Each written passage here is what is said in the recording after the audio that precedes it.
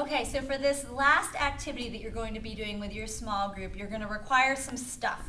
We'll have the stuff there for you. One of the things you're going to need is a list of tongue twisters, and we'll have them printed out on something much more swanky than my little post-it note right here.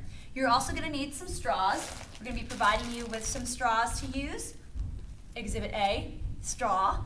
And also some scissors, and we'll bust out some little kiddo scissors so that all the kids have some to use. These activities are all about persistence. They're activities that are a little bit tricky, but if they practice them enough, they should be able to get them. So the first thing you're going to do with the kids is you're going to do some tongue twisters with them. Tongue twisters are good, clean fun, and I've picked out some that are good and clean. So one, for example, is 6 slippery snails slid slowly seaward. So this is where you can kind of start out slowly with the kids. 6 slippery snails slid slowly seaward. And they can kind of keep getting faster and faster until the kids can see if they can say them 5 times fast. And there's a bunch of them written on here like, an ape hates grape cakes. I can't even say that one time. An ape hates an ape hates grape cakes. So you can be practicing these with them, and they can kind of be practicing on their own until they can say some of these really, really fast. Rubber baby buggy bumpers, rubber baby buggy bumpers, rubber baby buggy bumpers, stuff like that. So those are the kind of tongue twisters. Then you can go into the take home. This is going to annoy their parents no end because you're going to be making whistles out of straws with them.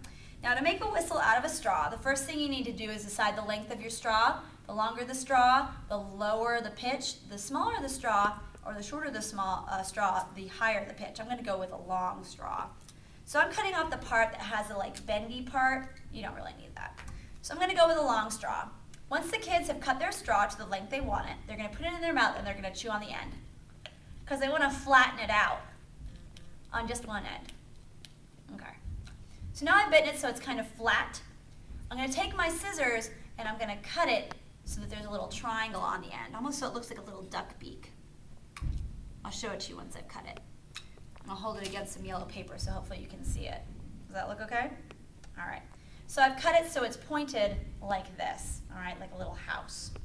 So I've got my little house. That's the end that you put in your mouth. Now this is where it's going to require some persistence because this takes practice. You're going to want to use your lips like this, all right, over your teeth. Oh, I got it first off. I'm not going to be able to get it again, am I? Oh, I had it the first time. So you see, it requires some persistence to find the sweet spot on the straw. No, I'm not going to be able to find it. If kids are having a hard time finding it, sometimes I have them clip it shorter. Sometimes it's easier to find it on the high pitch. Let me do the one I made earlier. And there's the one I made earlier. So like I said, their parents are going to love this when they take it home. So it's going to require some practice. First of all, they got to cut it right, but then they need to get their lips right, and then they need to find that spot to make the noise. We're going to get really, really loud and noisy, and hopefully this will be the last activity they do before they go home.